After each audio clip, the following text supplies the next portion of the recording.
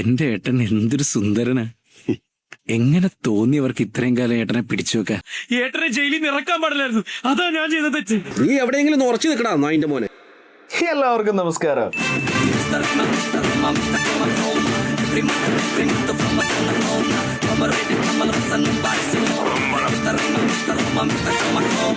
ദുരന്തങ്ങൾ സംഭവിച്ചു പോണേണ്, ആരും കരുതിക്കൂട്ടി ചെയ്യണമെന്നല്ലോ. പക്ഷെ എന്തൊക്കെയാണെങ്കിലും ഈ ദുരന്തങ്ങൾ വരണതിന് മുന്നേ നമുക്ക് ചില സിഗ്നലുകൾ തരാറുണ്ട്. നമ്മൾ അതൊന്ന് മൈൻഡ് ചെയ്യാതെ ചെന്ന് പണി മേടിക്കാറുണ്ട്. അങ്ങനെ 2020 പൊളപ്പനായിട്ട് അണ്ടം കയറിയ കോവിഡിന് കർട്ടൻ റൈസർ പോലെ വന്ന മലയാള സിനിമയിലെ ഏറ്റവും റിപ്പീറ്റ് വാല്യൂ ഉള്ള പടമാണ് വലിയ ഏട്ടൻ ബഡാ ഭായ് അഥവാ ബിഗ് ബ്രദർ. അപ്പോൾ പണം തുടങ്ങുമ്പോൾ താൻ ജനിക്കുന്നതിന് മുന്നേ ജയിലിൽ പോയ ഏട്ടനെ തനിക്കൊരു മോൻ ജനിക്കുന്നതിന് മുന്നെങ്കിലും പുറത്തിറക്കാനായിട്ട് പെടാപ്പാട് പെടുന്ന മനുവിനെയാണ് നമ്മൾ കാണുന്നത്. വെളിവ് വെച്ച കാലം തൊട്ട് ഇവൻ ഈ ഒരു ഉദ്ദേശത്തോടെയാണ് ജീവിക്കുന്നത്. മൂച്ചിൽ വേട്ടൻ, ശ്വാസത്തിൽ വേട്ടൻ. പക്ഷെ യവൻ വർഷങ്ങളായിട്ട് ശ്രമിച്ചിട്ടും കാട്ടുദേവാങ്ക് കൂട്ടിയിടിച്ച് വീണു എന്നുള്ള വാർത്ത വരെ പത്രത്തിൽ വന്നു. പക്ഷെ ഏട്ടൻ പുറത്തിറങ്ങിയെന്നൊരു വാർത്ത മാത്രം വന്നില്ല. യവൻ IG കാണുന്നു, DGP കാണുന്നു, എന്തിന് ഹോം മിനിസ്റ്ററിനെ വരെ കാണുന്നു, എന്നിട്ടും കാര്യം നടക്കുന്നില്ല. അല്ല മോനെ മനു, ഈ ശിക്ഷാകാലാവധി കഴിഞ്ഞ് ജയിലിൽ പിടിച്ചു വെച്ചിരിക്കുന്നവരെ ഇറക്കാൻ കോടതിയിൽ പോകുന്നതല്ലേ അതിന്റെ ഒരു സിമ്പിൾ സ്റ്റെപ്പ്? സിമ്പിൾ ആയിട്ടുള്ള സ്റ്റെപ്പ് എനിക്കറിയില്ല സാർ. അല്ല, ഒരു ഹേബിയസ് കോർപ്പസ് ഫയൽ ചെയ്താൽ അത് സിമ്പിൾ ആയിട്ട് പറ്റില്ലേ? പറ്റുമായിരിക്കാം, പക്ഷെ എനിക്ക് പാടില്ലേ പറ്റുള്ളൂ. വലിയ കൂട്ടുകുടുംബത്തിൽ ജനിച്ച ആളാണെങ്കിൽ യവന്റെ ബുദ്ധി ഈ ലെവലായതുകൊണ്ട് യവന്റെ കുടുംബത്തിൽ നിന്ന് ആരും യവന്റെ കൂടെ നിൽക്കൂല. ആകെ കൂടെ നിൽക്കുന്നത് രാക്കിളി പാടി രാവിന്റെ ശിങ്കാരി മേളമെന്ന് പറഞ്ഞ് നിൽക്കുന്ന യവന്റെ കാമുകി ജെമിനിയാണ്. എടാ ഒന്ന് പതുക്കെ തിരിയണം, അവളൊന്ന് എത്തിക്കോട്ടെ. അങ്ങനെ ഹോം മിനിസ്റ്ററിനെ കണ്ടിട്ട് പോലും കാര്യം നടക്കാത്തതുകൊണ്ട് ഇനിയിപ്പോൾ പ്രൈം മിനിസ്റ്ററിനെ കാണാനായിട്ട് മാനസികമായിട്ട് താരെടുത്തുകൊണ്ടിരിക്കുമ്പോൾ അവനെ സഹായിക്കാനായിട്ട് ഒരു ചേട്ടൻ വരും. അങ്ങനെ ഒരു കീറിയ പേപ്പർ കീറി അവൻ്റെ കൊടുത്തിട്ട് പറയും, എഡ്വിൻ മോസസ് എന്ന് പറയുന്ന പോലീസ് അന്വേഷിക്കുന്ന മോസ്റ്റ് വാണ്ടഡ് ഡ്രഗ് ഡീലറിന്റെ നമ്പറാണ്, വിളിച്ചാൽ മതി. അങ്ങനെ പറഞ്ഞാൽ പോലീസിന് തള്ളിക്കളയാനാവില്ല. 2 ദിവസത്തിൽ ചേട്ടൻ പാട്ടും പാടി പുറത്തു വരും.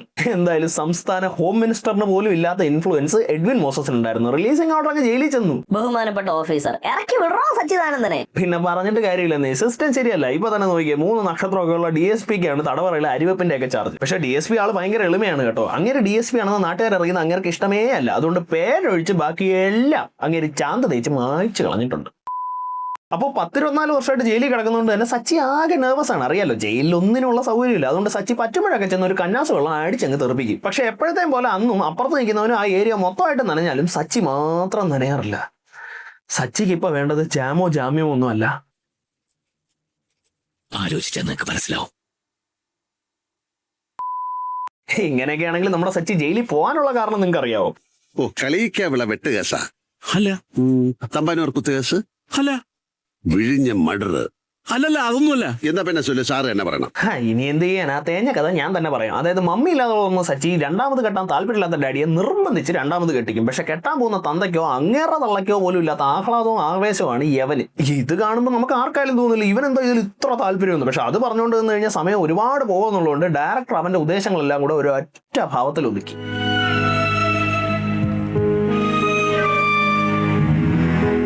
പിള്ള മനസ്സാ, കള്ളമില്ല. അങ്ങനെ വളരെ കഷ്ടപ്പെട്ട് തെറിയും കെട്ടി മാംഗല്യം ഒന്ന് തന്തുനാനെയൊക്കെ നോക്കുമ്പോഴത്തേക്കാണ് വേറൊരു പെരിച്ചാഴിയും കൂടെ അതിൻ്റെ അകത്തോട്ട് വലിഞ്ഞു കയറുന്നത്. സച്ചിക്ക് ഡെഡിക്കേഷൻ ഉണ്ടെങ്കിൽ അറ്റൻഷൻ സ്പാൻ വളരെ കുറവാണ്. അതുകൊണ്ട് അവൻ ശ്രദ്ധ മുഴുവൻ പുതിയ മമ്മിയിൽ നിന്ന് പുതിയ അനിയനിലേക്ക് മാറ്റും. മലയാള സിനിമയിലെന്നല്ല, സിംബാബ്വിയൻ സിനിമയിലും പോലും കാണില്ല ഇത്രയും വിയേർഡായിട്ട് സഹോദര സ്നേഹം കാണിക്കുന്ന ഒരു പാട്ടില്ലാതെ കാണിച്ചു കഴിഞ്ഞാൽ സഹോദര സ്നേഹമാണെന്ന് നമുക്ക് മനസ്സിലായില്ലെങ്കിലോ എന്ന് വിചാരിച്ചാണ് ഇവർ പാട്ടും കൂടെ വെച്ചിരിക്കുന്നത്. എന്നിട്ട് അതിൻ്റെ അകത്ത് ലിറിക്സോ ശ്രദ്ധിച്ചു കേട്ടോ. ഒരു ദിനം കനവിൻ മലർ വനം, അത് മിഴികളിൽ അടരുകയോ, പണ്ടേ പൂത്ത മലരുകൾ, മിന്നാം മിനുകുകൾ, ഇനി ഒരു കുറി വരുമോ, കാതിലെ തേന്മഴ തോരവേ, ഉള്ളിലെ മോഹങ്ങൾ തേങ്ങവേ, അകലെ ഒരു മഴവില്ലായി മാറിയോ മാറിയോ. ഇതെന്തോന്നാ, ബൈപ്പാസ് സർജറിയോ? അത് ഈ ബൈപ്പാസ് സർജറിയെ കുറിച്ച് ഞാനൊരു കവിത എഴുതിയതാ, ടൈറ്റിൽ മാറിപ്പോയിന്നേ.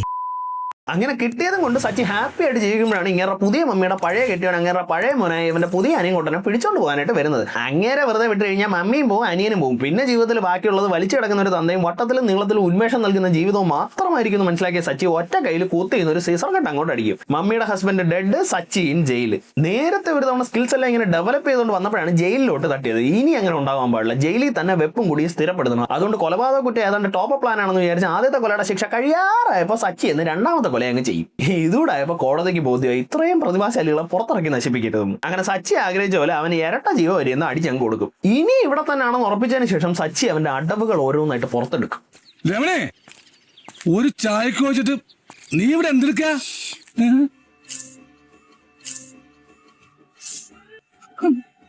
രമണി, എന്റെ മനോഹരേട്ടാ, എന്തൊക്കെ അഭ്യാസങ്ങളെ ഈ ചെറുക്കൻ കാണിക്കണേ. ഒന്നിട്ട് ചെയ്യൂല, ചെയ്യുന്നിട്ട് കാണാൻ സമ്മതിക്കണ്ട സൂര്യകോ. അങ്ങനെ ഈ ആയോധന മുറകളിലൂടെ സച്ചി നേടിയെടുത്തൊരു കഴിവുണ്ട്. ആ കഴിവ് സച്ചിക്കും പിന്നെ പസഫിക് ഐലൻഡിൽ തുറക്കാനിരിക്കുന്ന ഒരു CCTV കമ്പനിക്ക് മാത്രമേ ഉള്ളൂ. അതാണ് 4K ultra wide night vision visuals with Dolby 7.1 sound system. ഒറ്റ വ്യത്യാസം എന്താണെന്ന് വെച്ച് കഴിഞ്ഞാൽ CCTV ഓണാകുമ്പോൾ ചുവന്ന കളറായിരിക്കും, സച്ചി ഓണാകുമ്പോൾ അത് നല്ല തത്തമ്മ പച്ച കളറിലിരിക്കും.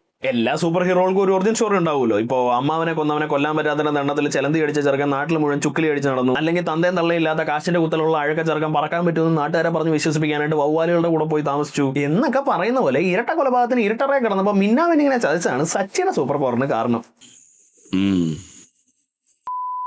അങ്ങനെ എഡ്വിൻ മോസസ് അടിച്ചു കൊടുത്ത ഓർഡറിൽ നമ്മുടെ സച്ചിയേട്ടൻ പുറത്തിറങ്ങിയ സച്ചിയേട്ടനെ കാത്ത് നമ്മുടെ മനുക്കുട്ടൻ അവിടെ തന്നെ നിൽപ്പുണ്ടായിരുന്നു. മനുക്കുട്ടനെ കണ്ട ഉടനെ സച്ചിയേട്ടൻ ഒരു ചെറിയ ഡൗട്ട്, യവൻ നമുക്ക് പണി തരുമെന്ന്, അല്ലെങ്കിൽ പിന്നെ ഡബിൾ ഹോമിസൈഡിനകത്ത് കിടക്കുന്നവരൊക്കെ ഇത്ര കഷ്ടപ്പെട്ട് ആരെങ്കിലും പുറത്തിറക്കുമോ? പക്ഷെ സംശയമൊക്കെ ഉണ്ടായിരുന്നെങ്കിലും വേറെ അങ്ങോട്ടും പോകാനില്ലാത്തതുകൊണ്ട് സച്ചിയേട്ടൻ മനുവിന്റെ അടുത്തോട്ട് തന്നെ ചെല്ലും. മനു വാ തുറന്നപ്പോഴേ സച്ചിയേട്ടനെ മനസ്സിലായി പണി പാളിയെന്ന്.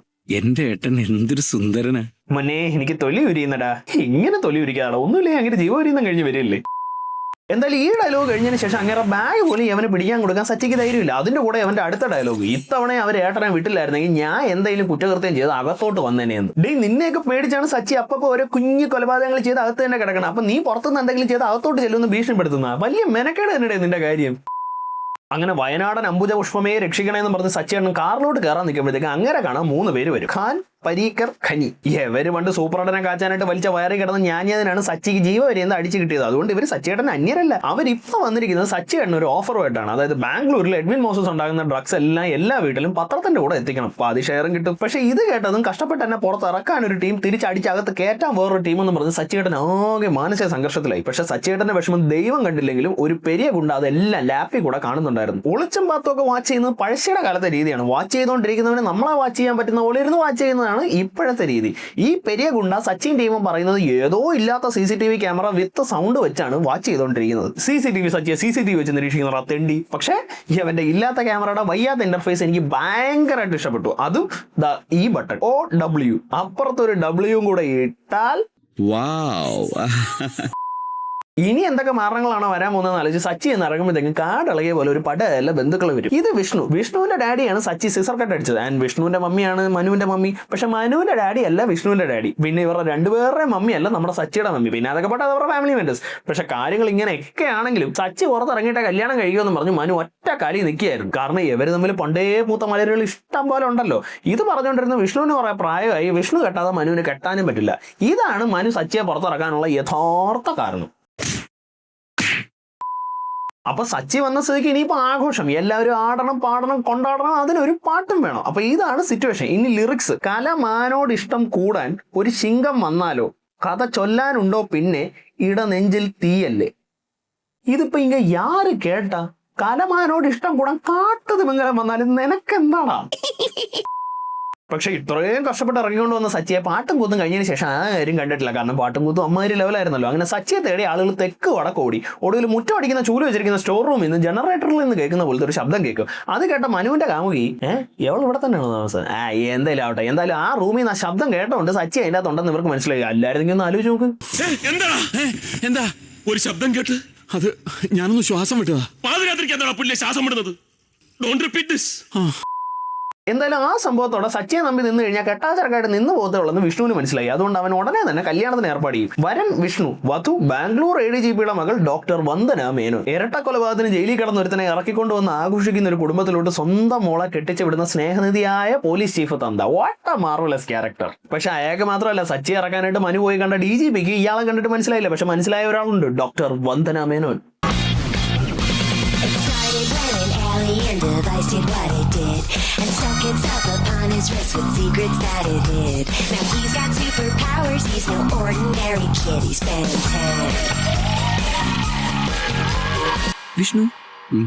വിഷ്ണുവിന്റെ ഏട്ടൻ പോലീസിലായിരുന്നല്ലേ?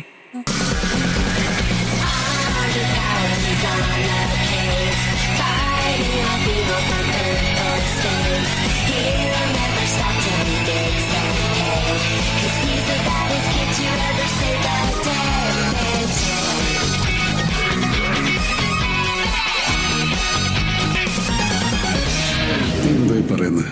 ഒരിക്കലും ഉണ്ടാവില്ല. നമ്മുടെ സച്ചിയേട്ടൻ ജയിലിലായിരുന്നു.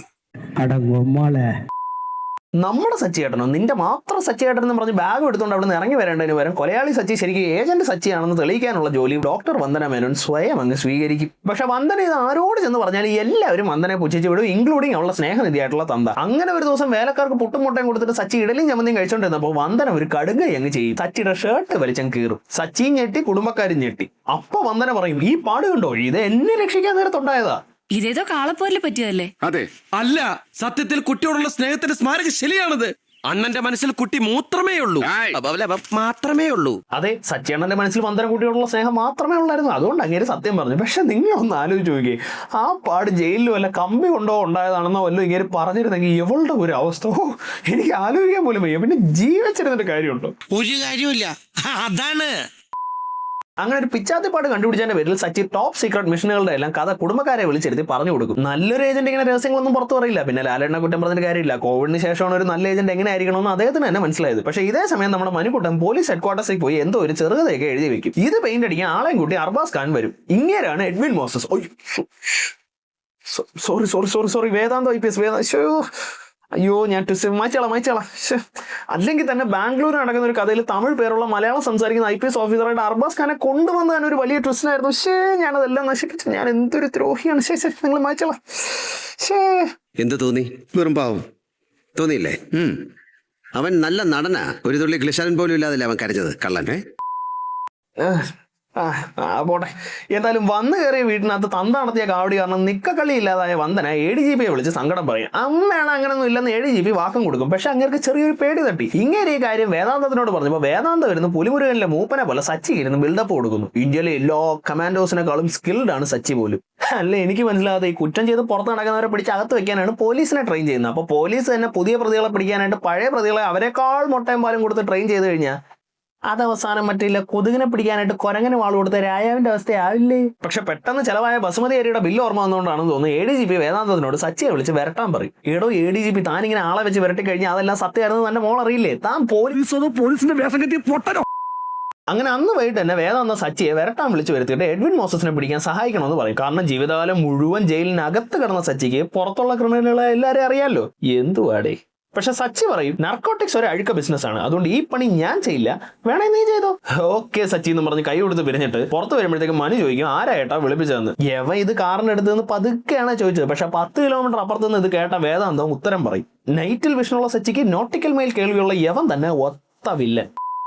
പക്ഷെ ജയിലിൽ നിന്ന് പുറത്തിറങ്ങിയതിന് ശേഷം സച്ചിയുടെ ലൈഫ് ആകെ ട്രോമാറ്റിക് ആണ്. എപ്പോൾ വേണമെങ്കിലും വലിച്ചു കയറാവുന്നുള്ള രീതിയിൽ നിൽക്കുന്ന വന്ദന, ബാത്റൂമിന്റെ മുന്നിൽ അടയിരിക്കുന്ന ജെമിനി, അങ്ങനെ എല്ലാം കൊണ്ട് സഹികെട്ട സച്ചി നമ്മുടെ മനുവിനെ വിളിച്ചിട്ട് ചോദിക്കും, എന്നെ ഒന്ന് തിരിച്ചുകൊണ്ട് ജയിലിലാക്കാവുന്നു. എന്തിനാ അവനോട് ചോദിക്കുന്ന, ജയിലിൽ പോകാനുള്ള വഴി നിങ്ങൾക്ക് അറിഞ്ഞൂടെ? അപ്പൊ സച്ചി പറയുന്നത് എന്താണെന്ന് വെച്ച് കഴിഞ്ഞാൽ, ഇവിടെ ഉള്ളവരെല്ലാം പറയുന്നത് പാസിനെ പറ്റിയാണ്, അതൊന്നും കേൾക്കാൻ അങ്ങേർക്ക് താല്പര്യമില്ലെന്ന്. അപ്പൊ നമ്മുടെ മനുക്കുട്ടൻ പറയും, വേണ്ട, അവരാരും പറയുന്നത് കേൾക്കണ്ട, ഞാൻ പറയുന്നത് മാത്രം കേൾക്കാലോ. അതെങ്ങനെയുണ്ട്? എന്റെ മുഖത്ത് എഴുതി വെച്ചിട്ടുണ്ടോ ഞാനൊരു വിവരം കെട്ടവനാണെന്ന്? എഴുതി വെച്ചിട്ടില്ല. അപ്പൊ മനു ഇട്ട പൂട്ട് കത്രേ പൂട്ടാണെന്ന് മനസ്സിലാക്കിയ സച്ചി അവന്റെ കൂടെ ബാംഗ്ലൂർ പോയി താമസിക്കാന്ന് സമ്മതിക്കും. അങ്ങനെ സച്ചിയേട്ടൻ ഒരു വീട് കണ്ടുപിടിക്കാനായിട്ട് മനുവും ജെമിനിയും കൂടെ പോകും. പക്ഷെ പോകുന്നതിന് മുന്നേ മനു സച്ചിയേട്ടൻ ഒരു ഫോൺ കൊടുക്കും. ആ ഫോണിൽ ഒരൊറ്റ ബട്ടണിൽ ഞെക്കി കഴിഞ്ഞാൽ വിളിച്ച കോളിനകത്ത കാര്യങ്ങൾ വീണ്ടും വീണ്ടും കേൾക്കാൻ പറ്റും. അതുകൊണ്ട് സച്ചിയേട്ടൻ ആരോടും അനുവാദം ചോദിക്കാനൊന്നും നിൽക്കണ്ട, ഞാൻ അപ്പം വിളിച്ച് സച്ചിയേട്ടൻ ഒരു ഓർഡർ തരാം, അത് വീണ്ടും വീണ്ടും കേട്ട് അങ്ങ് ചെയ്താൽ മതിയെന്ന്. യവന് ശരിക്കും സഹോദര സ്നേഹം ആണോ എന്ന് എനിക്ക് സംശയമുണ്ട്. ഇങ്ങനെ അവിയലിനകത്ത് ജിലേബി പോലെ ഇത്ര ആർട്ടിഫിഷ്യൽ ആയിട്ട് കിടക്കുന്ന ഈ സീനിന് വേറൊരു കാര്യമുണ്ട്. അതായത് മനുവും ജെമിനിയും കൂടെ സച്ചിയെ വിളിച്ചുകൊണ്ട് ഒരു പെട്രോൾ പമ്പിൽ പെട്രോൾ അടിക്കാനായിട്ട് കയറും. പക്ഷെ അപ്പം അവിടെ വന്ന കുറച്ച് പേര് ഇവന്റെ ഫോട്ടോ എടുക്കും. ഫോട്ടോ എടുക്കല്ലേ എന്ന് പറയാനായിട്ട് അവൻ കാറിൽ നിന്നൊന്ന് പുറത്തിറങ്ങും. പിന്നെ അങ്ങോട്ട് തൃശ്ശൂർ പൂരമായിരുന്നു. അപ്പൊ പക്ഷെ ഇതിനിടയ്ക്ക് കോള് കെട്ടായല്ലോ. അതുകൊണ്ട് പേടിച്ച സച്ചി എന്ന് വിഷ്ണുവിനോട് കാര്യം പറയും. പക്ഷെ വിഷ്ണു വിശ്വസിച്ചില്ല. അപ്പൊ റെക്കോർഡ് ഓൺ ചെയ്ത് കേൾപ്പിച്ചു കൊടുക്കും. വിഷ്ണു വിശ്വസിക്കും. നേരത്തെ ആ റെക്കോർഡിന്റെ കാര്യം പറയുമ്പോൾ നിങ്ങളൊക്കെ ചിരിച്ചില്ലേ? ഈ ഒരു ഒറ്റ കാര്യത്തിന് വേണ്ടിയാണ് അത്ര നാച്ചുറൽ ആയിട്ട് ആ സീൻ അവിടെ എഴുതി ചേർത്തത്. ഇപ്പൊ മനസ്സിലായടാ മൈത്ത. അങ്ങനെ അടിയൊക്കെ കഴിഞ്ഞ് കുറച്ച് കഴിയുമ്പോഴത്തേക്കും അടി കൊണ്ട് പഞ്ചറായ ജെമിനിയും മനുവിന്റെ ഇതുവരെ പരാമർശിക്കുക പോലും ചെയ്യാത്ത വീസിങ്ങിനാവാൻ ഉപയോഗിക്കുന്ന ഇൻഹേലറും കളഞ്ഞു കിട്ടും. ഇനി ഈ ഇൻഹേലർ വെച്ച് വേണം മനുവിനെ കണ്ടുപിടിക്കാൻ. കാര്യങ്ങൾ ഇത്രയും സീരിയസ് ആയതുകൊണ്ട് ഇനിയിപ്പോൾ ഊഹാപോഹങ്ങൾക്കോ സംശയങ്ങൾക്കോ ഇടവില്ല. അതുകൊണ്ട് സച്ചിയോടെ തന്നെ SPD വിളിച്ചു വരുത്തും. ചെറുപ്പടി മേടിച്ചു തരുന്ന ഡിങ്കന്മാർ.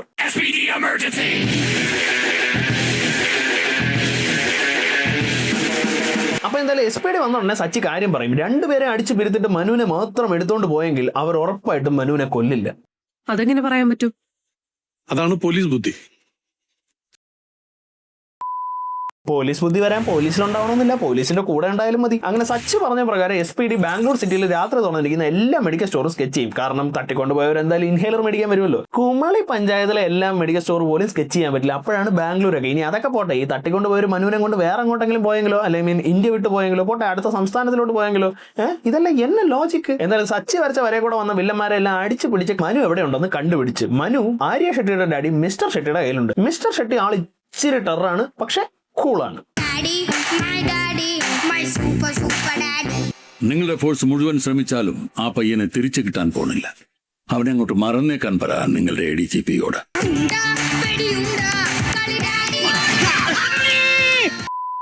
അപ്പൊ മനു ഷെട്ടിയുടെ കയ്യിലുണ്ടെന്ന് മനസ്സിലായി. ഇനിയാണ് മോനെ കളി, നൈറ്റ് ട്യൂഷൻ സച്ചിയുടെ കളി. സച്ചിയുടെ അനിയന്റെ കൈ തല്ലി ഒടിച്ച് തട്ടിക്കൊണ്ട് പോയില്ലേ, അതിന് ഒത്ത പ്രതികാരം. ഷെട്ടിയുടെ മകൾ ആര്യ ഷെട്ടിയെ കടത്തിക്കൊണ്ട് പോയി ബാംഗ്ലൂർ, മൈസൂർ, പൊള്ളാച്ചി വഴി ഒരു തീർത്ഥയാത്ര. ആട്ടം പാട്ടം കൊണ്ടാട്ടം. എന്നാൽ ഇതൊക്കെ എന്തോന്ന് കിഡ്നാപ്പ് സച്ചി? ഒരു കിഡ്നാപ്പർ ഇങ്ങനെയാണോ പെരുമാറേണ്ടത്? പിന്നെ എന്റെ ജോലി ഡെയിലി രാവിലെ ഇറങ്ങി ഓരോരുത്തരെ കിഡ്നാപ്പ് ചെയ്യലായിരുന്നല്ലോ. പിന്നെ കാര്യങ്ങളെല്ലാം വളരെ എളുപ്പമായിരുന്നു. ഒരു പരിചയമില്ലാത്ത ഗുണ്ടകളുടെ നാട് ചുറ്റി പാട്ടുപാടി നടക്കാൻ ആര്യ ഷെട്ടിക്ക് ഒരു പേടിയില്ല. ഇതിനിടയ്ക്ക് തന്തേ മോളും തമ്മിൽ സംസാരിക്കില്ലേ എന്നല്ലേ നിങ്ങളുടെ സംശയം? സംസാരിക്കും. എവളെ സംസാരിക്കുമ്പോഴത്തേക്ക് ഇവർ ലാസ്റ്റ് കണ്ടപ്പോൾ എടുത്ത വീഡിയോ SPD പ്ലേ ചെയ്ത് കൊടുക്കും. തിരിച്ച് എവക്ക് എന്തെങ്കിലും പറയാനുണ്ടെങ്കിലോ അത് പുല്ലിനിടയ്ക്ക് ഇരുന്ന് ഡോക്യുമെന്ററി ആയിട്ട് ഷൂട്ട് ചെയ്ത് അയച്ചു കൊടുക്കും. എന്റെ ഈശ്വര, കുറച്ച് ഓക്സിജൻ കിട്ടുമോ? കുറച്ച് പോരാ, ഒരു സിലിണ്ടർ തന്നെ വേണ്ടി വരും. അടുത്ത വാർത്ത പുറകെ വരുന്നുണ്ട്.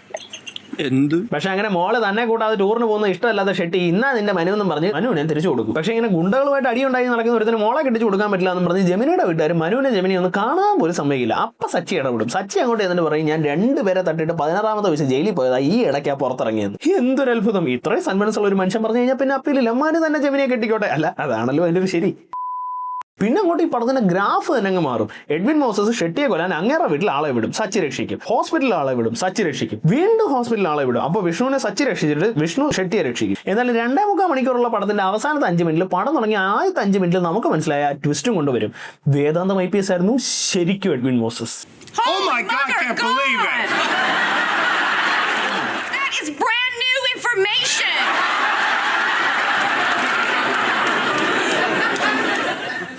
You already know, don't you? A little bit. അങ്ങനെ അവസാനം SPD വേദാന്തം ഷൂട്ട് ചെയ്യും, വേദാന്തത്തിന് സച്ചി ഷൂട്ട് ചെയ്യും. എന്നിട്ട് സച്ചി ADGP-യെ വിളിച്ചിട്ട് മിഷൻ അക്കംപ്ലിഷ് എന്ന് പറയും. ആന്നേ, എഡ്വിൻ മോസസ് റെക്കമെൻഡ് ചെയ്ത് പുറത്തിറങ്ങിയ സച്ചി എഡ്വിൻ മോസസിനെ കണ്ടുപിടിച്ച് കാച്ചിക്കളയാനുള്ള കർണാടക പോലീസിന്റെ മിഷൻ കംപ്ലീറ്റ് ചെയ്യാനായിട്ടാണ് ആര്യ ഷെട്ടിയായിട്ട് മറ്റേ ടൂറൊക്കെ നടത്തിയത്. അല്ലാതെ നിങ്ങൾ എന്താ വിചാരിച്ചത്? അതുകൊണ്ടല്ലേ പോലീസ് ഇത്രയും കാലം സച്ചിയെ പുറത്തുവിടാതിരുന്നത്. സച്ചിയെ ഇറക്കാനായിട്ട് എഡ്വിൻ മോസസ് വരുന്ന കാലം കാത്തിരിക്കുകയായിരുന്നു കർണാടക പോലീസ്. കാരണം അവന്റെ അച്ഛയുടെ മാപ്പിളയാണല്ലോ. ഇതിന്റെ ഇടയ്ക്കൊക്കെ ഒരുപാട് ഉത്തരം കിട്ടാത്ത ചോദ്യങ്ങളുണ്ട്. ഇപ്പോൾ എഡ്വിൻ മോസസ് എന്തിനാണ് ഷെട്ടിയെ കൊല്ലാൻ ഇത്രയും തവണ ശ്രമിക്കുന്നതെന്നോ, എന്തിനാണ് മനുവിനോട് ആ ചവറ്റെ പോയി പെയിന്റ് അടിക്കാൻ പറഞ്ഞതെന്നോ, എന്തിനാണ് സച്ചിയെ പുറത്തിറക്കിയെന്നോ, ഇതിനെല്ലാം മുകളിൽ അങ്ങേരെ നമ്പർ തന്നെ എന്തിനാണ് നാട്ടുകാർക്ക് എഡ്വിൻ മോസസ് എന്ന് പറഞ്ഞ് കൊടുക്കുന്നതെന്നോ, അങ്ങേരെ തന്നെ എന്തിനാണ് ഹണ്ട് ചെയ്ത് നടക്കുന്നതെന്നോ ഒന്നും നമുക്കറിയില്ല. അതേപോലെ നമുക്കറിയാത്ത വേറൊരു കാര്യമാണ് ഈ വീഡിയോയ്ക്ക് സ്ട്രൈക്ക് കിട്ടുമോ ഇല്ലയോ എന്നുള്ള കാര്യം. പക്ഷെ അത് ഞാൻ നിങ്ങൾക്ക് വേണ്ടി എടുത്തൊരു റിസ്ക് ആണ്. തിരിച്ച് എനിക്ക് വേണ്ടി നിങ്ങൾക്ക് എടുക്കാൻ പറ്റുന്ന ഏറ്റവും റിസ്ക് ഇല്ലാത്ത കാര്യം എന്ന് പറഞ്ഞു കഴിഞ്ഞാൽ സബ്സ്ക്രൈബ് ചെയ്തിട്ട് അടുത്ത വീഡിയോയ്ക്കായിട്ട് കാത്തിരിക്കുക എന്നുള്ളതാണ്. സച്ചിയേട്ടന് വേണ്ടി മനു കാത്തിരുന്ന പോലെ. അപ്പോൾ അടുത്ത ഫ്രൈഡേ കാണാം.